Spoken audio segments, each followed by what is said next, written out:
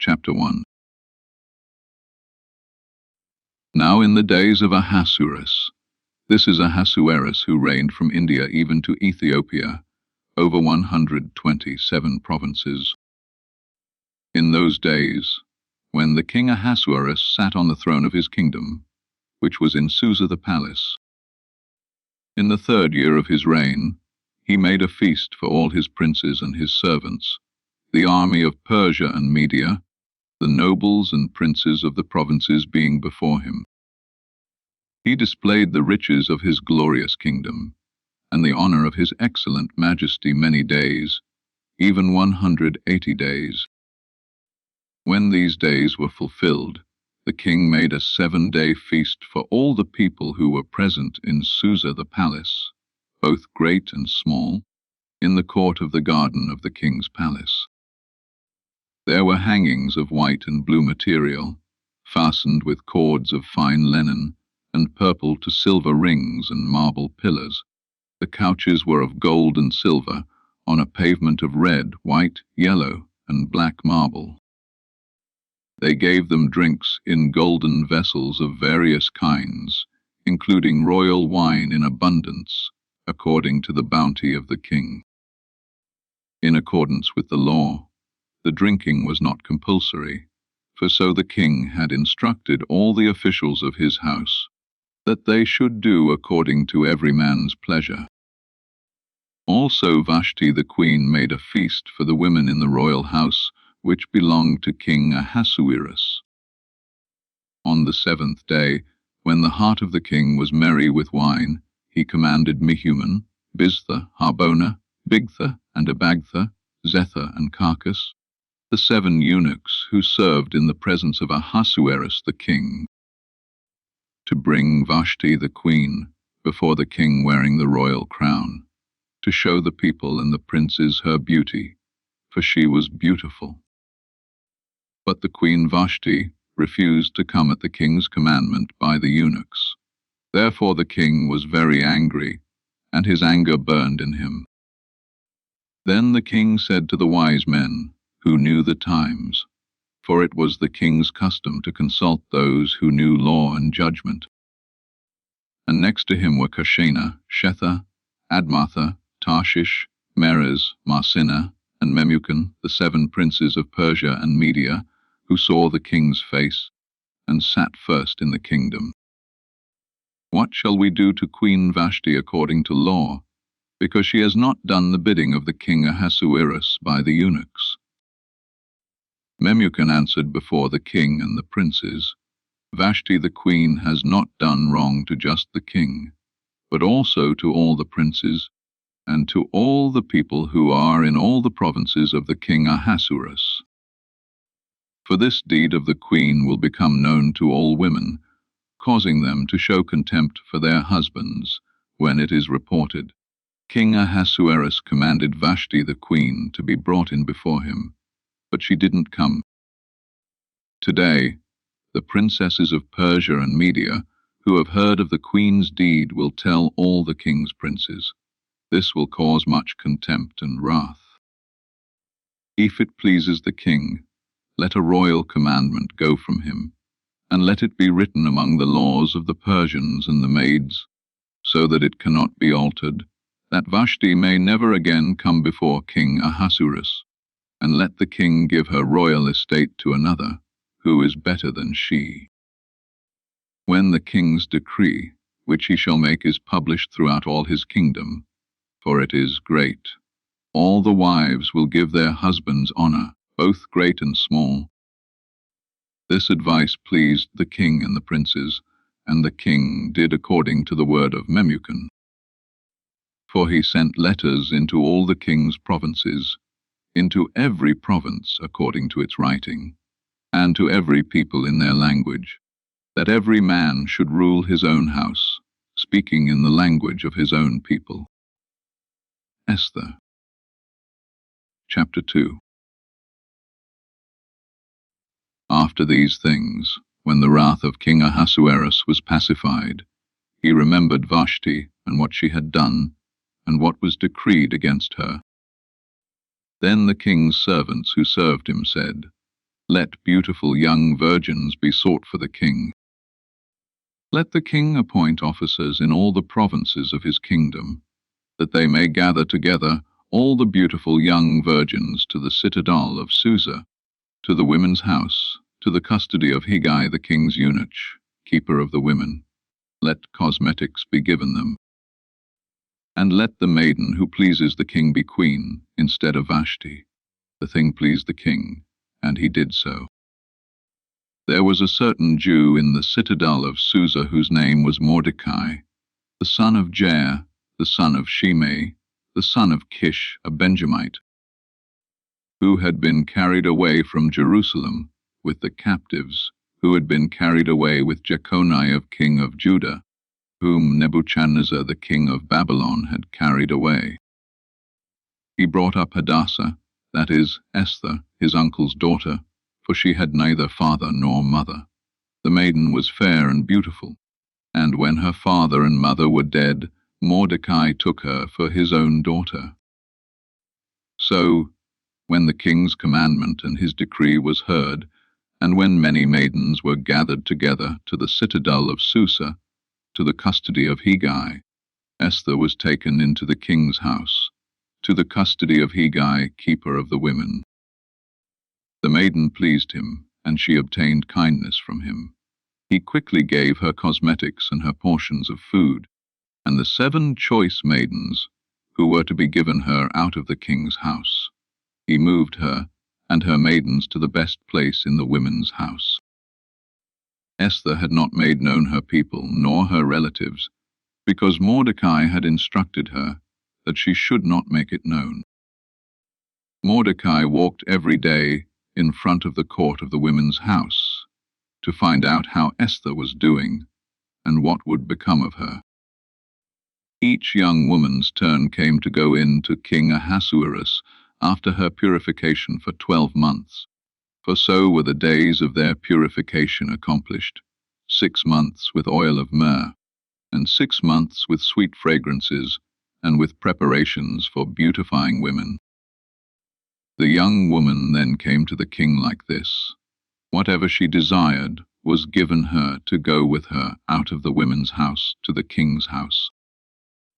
In the evening she went, and on the next day she returned into the second women's house, to the custody of Shashgaz, the king's eunuch, who kept the concubines. She came in to the king no more, unless the king delighted in her, and she was called by name. Now when the turn of Esther, the daughter of Abihail, the uncle of Mordecai, who had taken her for his daughter, came to go in to the king, she required nothing but what Higai the king's eunuch, the keeper of the women, advised. Esther obtained favor in the sight of all those who looked at her. So Esther was taken to King Ahasuerus into his royal house in the 10th month, which is the month Tebeth, in the 7th year of his reign. The king loved Esther more than all the women, and she obtained favor and kindness in his sight more than all the virgins, so that he set the royal crown on her head, and made her queen instead of Vashti. Then the king made a great feast for all his princes and his servants, even Esther's feast, and he proclaimed a holiday in the provinces, and gave gifts according to the king's bounty. When the virgins were gathered together the second time, Mordecai was sitting in the king's gate. Esther had not yet made known her relatives nor her people, as Mordecai had commanded her, for Esther obeyed Mordecai, like she did when she was brought up by him.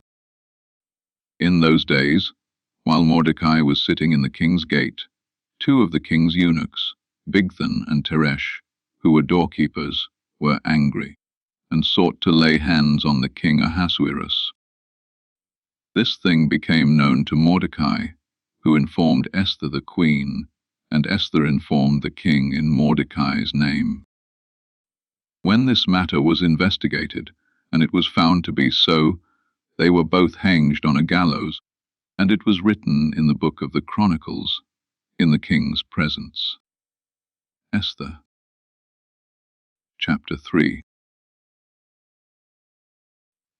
After these things King Ahasuerus promoted Haman the son of Hammedatha the Agagite, and advanced him, and set his seat above all the princes who were with him.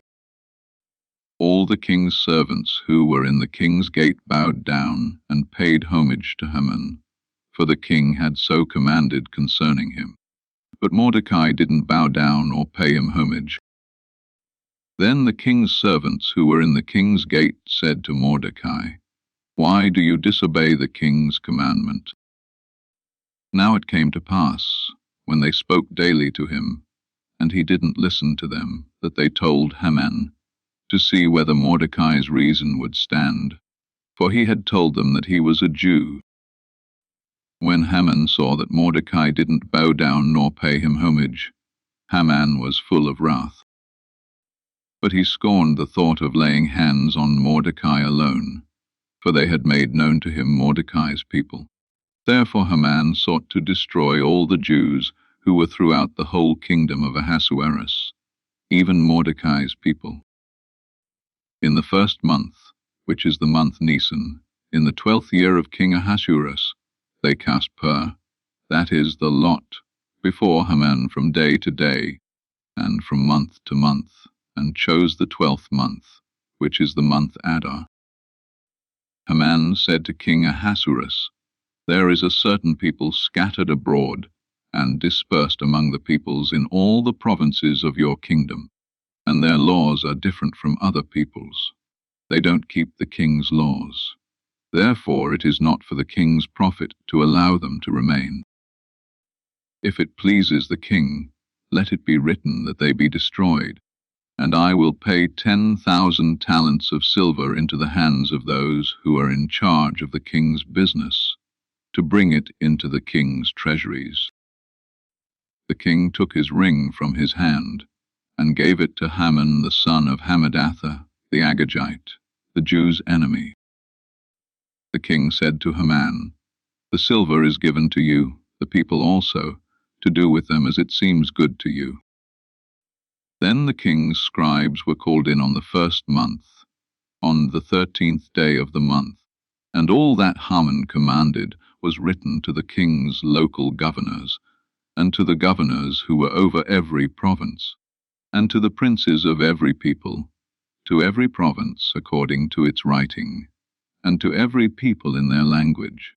It was written in the name of King Ahasuerus, and it was sealed with the king's ring. Letters were sent by couriers into all the king's provinces, to destroy, to kill, and to cause to perish all Jews, both young and old, little children and women, in one day, even on the 13th day of the 12th month, which is the month Adar, and to plunder their possessions. A copy of the letter, that the decree should be given out in every province, was published to all the peoples, that they should be ready against that day. The couriers went out in haste by the king's commandment, and the decree was given out in the citadel of Susa. The king and Haman sat down to drink, but the city of Susa was perplexed. Esther. Chapter 4. Now when Mordecai found out all that was done, Mordecai tore his clothes, and put on sackcloth with ashes, and went out into the middle of the city, and wailed loudly and bitterly. He came even before the king's gate, for no one is allowed inside the king's gate clothed with sackcloth. In every province, wherever the king's commandment and his decree came, there was great mourning among the Jews, and fasting, and weeping, and wailing, and many lay in sackcloth and ashes. Esther's maidens and her eunuchs came and told her this, and the queen was exceedingly grieved. She sent clothing to Mordecai to replace his sackcloth, but he didn't receive it.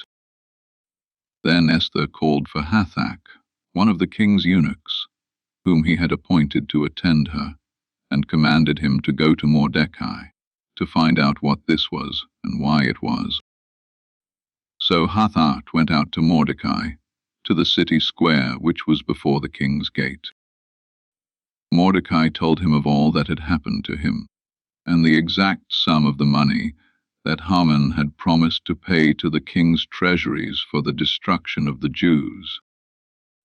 He also gave him the copy of the writing of the decree that was given out in Susa to destroy them, to show it to Esther, and to declare it to her, and to urge her to go in to the king to make supplication to him, and to make request before him for her people. Hathach came and told Esther the words of Mordecai. Then Esther spoke to Hathach, and gave him a message to Mordecai. All the king's servants and the people of the king's provinces know that whoever, whether man or woman, comes to the king into the inner court without being called, there is one law for him, that he be put to death, except those to whom the king might hold out the golden scepter, that he may live. I have not been called to come in to the king these 30 days. They told Esther's words to Mordecai. Then Mordecai asked them to return this answer to Esther. Don't think to yourself that you will escape in the king's house, any more than all the Jews. For if you remain silent now, then relief and deliverance will come to the Jews from another place, but you and your father's house will perish. Who knows if you haven't come to the kingdom for such a time as this? Then Esther asked them to answer Mordecai. Go, gather together all the Jews who are present in Susa, and fast for me, and neither eat nor drink 3 days, night or day. I and my maidens will also fast the same way. Then I will go in to the king, which is against the law, and if I perish, I perish. So Mordecai went his way, and did according to all that Esther had commanded him. Esther, chapter 5. Now on the 3rd day, Esther put on her royal clothing, and stood in the inner court of the king's house, next to the king's house. The king sat on his royal throne in the royal house, next to the entrance of the house.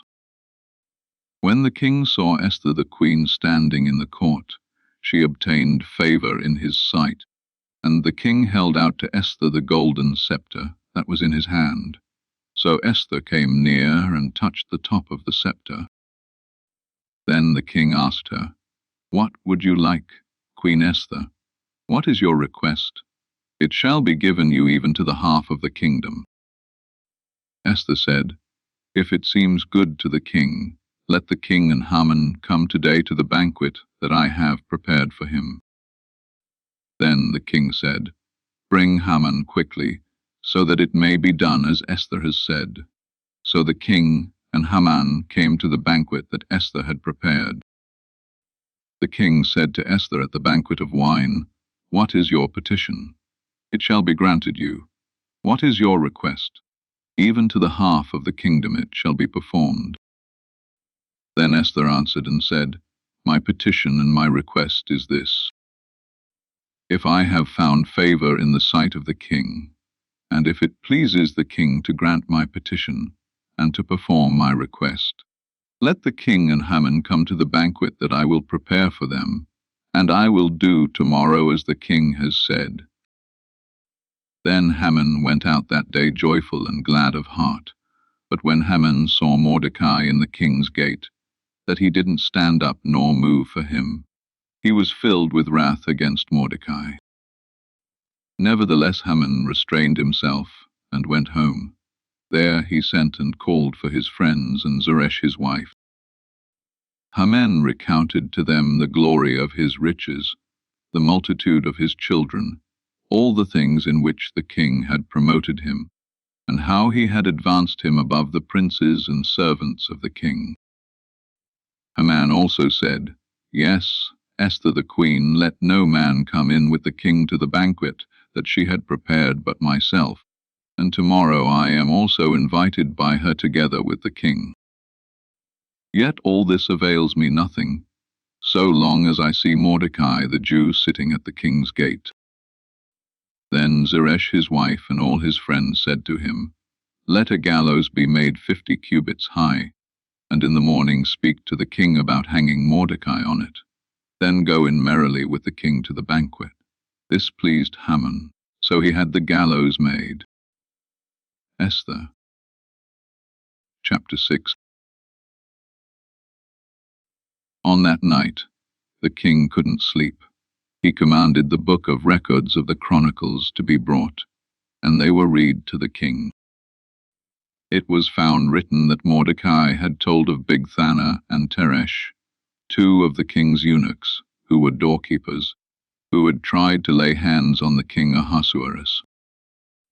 The king said, "What honor and dignity has been given to Mordecai for this?" Then the king's servants who attended him said, "Nothing has been done for him." The king said, "Who is in the court?" Now Haman had come into the outer court of the king's house to speak to the king about hanging Mordecai on the gallows that he had prepared for him. The king's servants said to him, "Behold, Haman stands in the court." The king said, "Let him come in."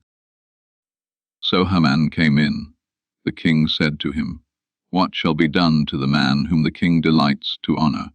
Now Haman said in his heart, "Who would the king delight to honor more than myself?" Haman said to the king, "For the man whom the king delights to honor, let royal clothing be brought which the king uses to wear, and the horse that the king rides on, and on the head of which a royal crown is set.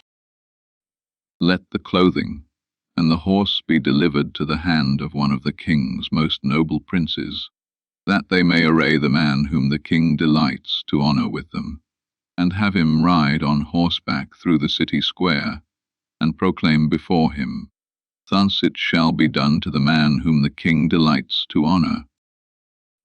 Then the king said to Haman, "Hurry and take the clothing and the horse, as you have said, and do this for Mordecai the Jew, who sits at the king's gate. Let nothing fail of all that you have spoken." Then Haman took the clothing and the horse, and arrayed Mordecai, and had him ride through the city square, and proclaimed before him, "Thus it shall be done to the man whom the king delights to honor." Mordecai came back to the king's gate, but Haman hurried to his house, mourning and having his head covered. Haman recounted to Zeresh his wife and all his friends everything that had happened to him. Then his wise men and Zeresh his wife said to him, "If Mordecai, before whom you have begun to fall, is of Jewish descent, you will not prevail against him, but you will surely fall before him." While they were yet talking with him, the king's eunuchs came, and hurried to bring Haman to the banquet that Esther had prepared. Esther, chapter 7. So the king and Haman came to banquet with Esther the queen. The king said again to Esther on the second day at the banquet of wine, "What is your petition, Queen Esther? It shall be granted you. What is your request? Even to the half of the kingdom it shall be performed." Then Esther the queen answered, "If I have found favor in your sight, O king, and if it pleases the king, let my life be given me at my petition, and my people at my request. For we are sold, I and my people, to be destroyed, to be slain, and to perish. But if we had been sold for male and female slaves, I would have held my peace, although the adversary could not have compensated for the king's loss." Then King Ahasuerus said to Esther the queen, "Who is he, and where is he who dared presume in his heart to do so?" Esther said, "An adversary and an enemy, even this wicked Haman." Then Haman was afraid before the king and the queen. The king arose in his wrath from the banquet of wine, and went into the palace garden. Haman stood up to make request for his life to Esther the queen, for he saw that there was evil determined against him by the king. Then the king returned out of the palace garden into the place of the banquet of wine, and Haman had fallen on the couch where Esther was. Then the king said, "Will he even assault the queen in front of me in the house?" As the word went out of the king's mouth, they covered Haman's face. Then Harbonah, one of the eunuchs who were with the king, said, "Behold, the gallows 50 cubits high, which Haman has made for Mordecai, who spoke good for the king, is standing at Haman's house." The king said, "Hang him on it." So they hanged Haman on the gallows that he had prepared for Mordecai. Then the king's wrath was pacified. Esther. Chapter 8. On that day King Ahasuerus gave the house of Haman, the Jews' enemy, to Esther the queen. Mordecai came before the king, for Esther had told what he was to her. The king took off his ring, which he had taken from Haman, and gave it to Mordecai. Esther set Mordecai over the house of Haman. Esther spoke yet again before the king, and fell down at his feet, and begged him with tears to put away the mischief of Haman the Agagite, and his plan that he had planned against the Jews. Then the king held out to Esther the golden scepter. So Esther arose and stood before the king. She said, "If it pleases the king, and if I have found favor in his sight, and the thing seems right to the king, and I am pleasing in his eyes, let it be written to reverse the letters devised by Haman, the son of Hammedatha the Agagite, which he wrote to destroy the Jews who are in all the king's provinces. For how can I endure to see the evil that would come to my people? How can I endure to see the destruction of my relatives?" Then King Ahasuerus said to Esther the queen, and to Mordecai the Jew, "See, I have given Esther the house of Haman, and they have hanged him on the gallows, because he laid his hand on the Jews. Write also to the Jews as it pleases you, in the king's name, and seal it with the king's ring, for the writing which is written in the king's name, and sealed with the king's ring, may not be reversed by any man."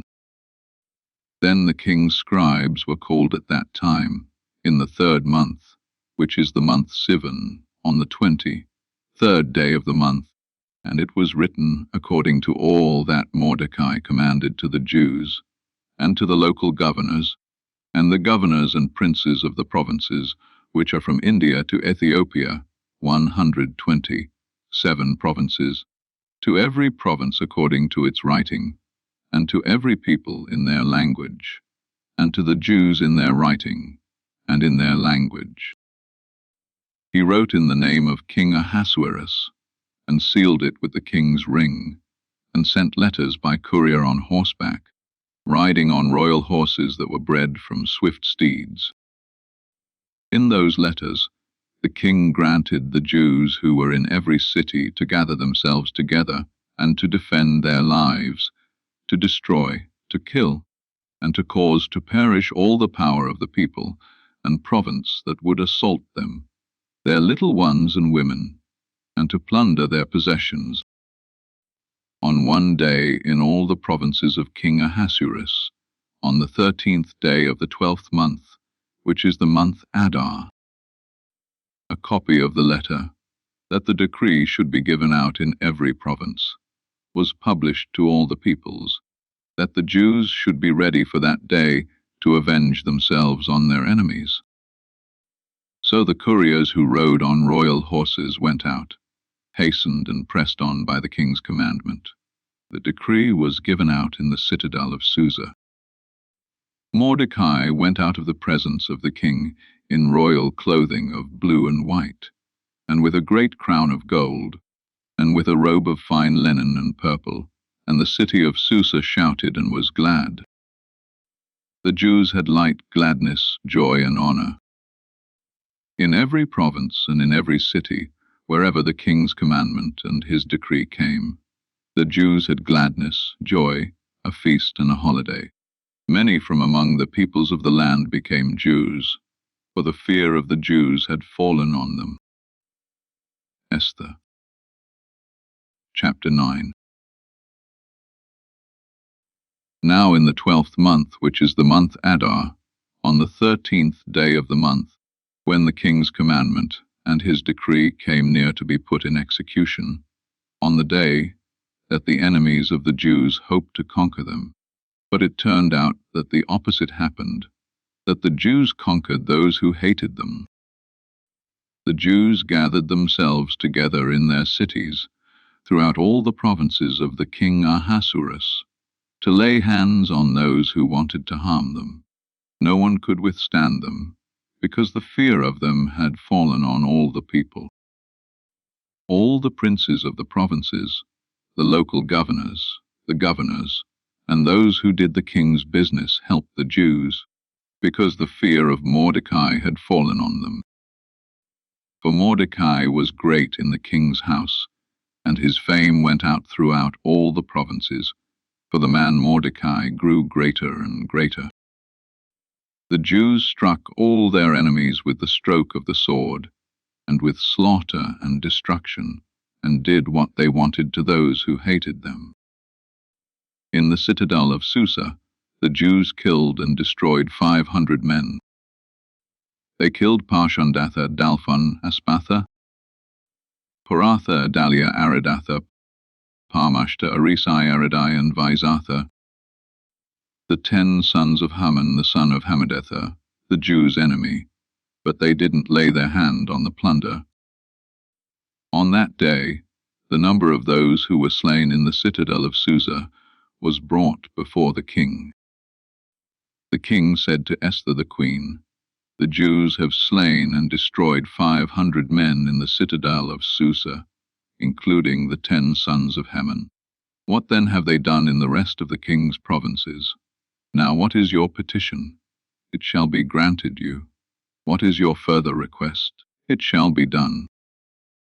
Then Esther said, "If it pleases the king, let it be granted to the Jews who are in Susa to do tomorrow also according to today's decree, and let Haman's 10 sons be hanged on the gallows."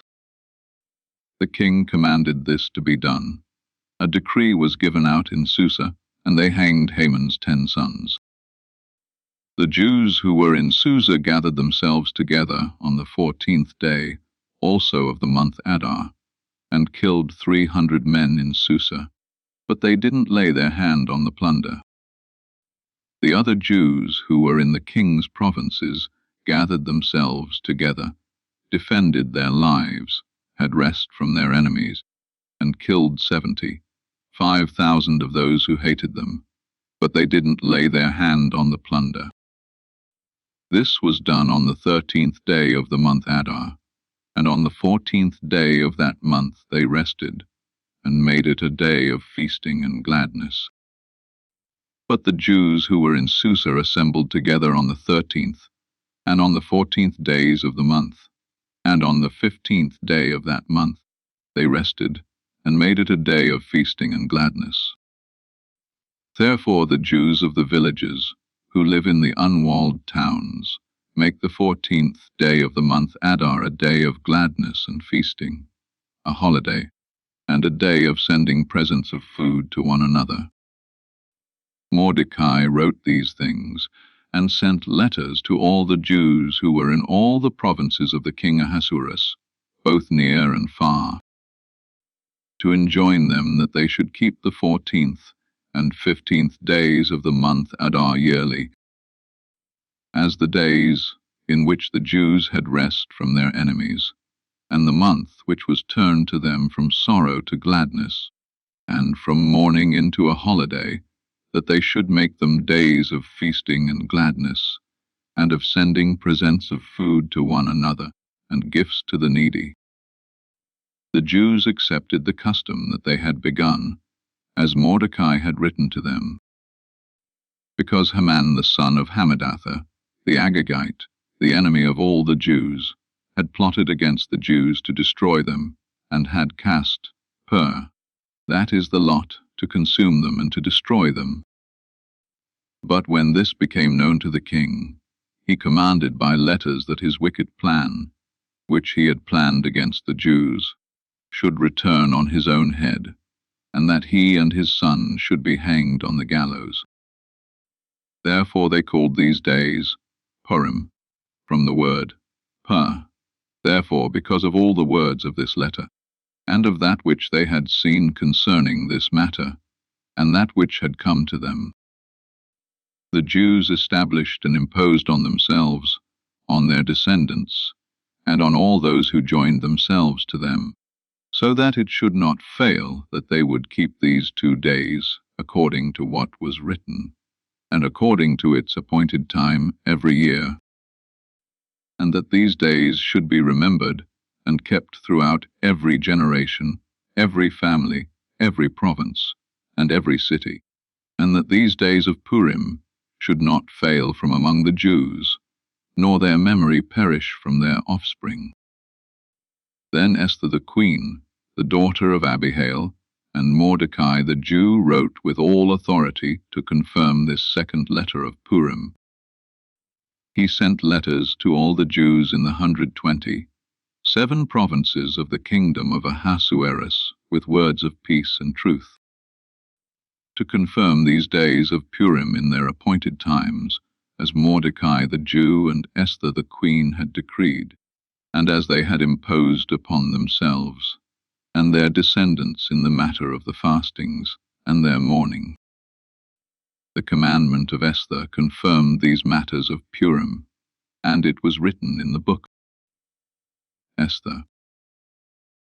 Chapter 10. King Ahasuerus laid a tribute on the land and on the islands of the sea. Aren't all the acts of his power and of his might, and the full account of the greatness of Mordecai, to which the king advanced him, written in the book of the Chronicles of the kings of Media and Persia.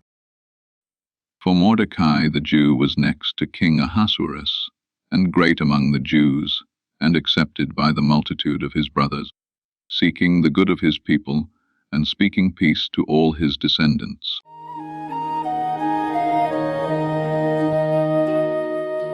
Yahweh is my shepherd, I shall lack nothing.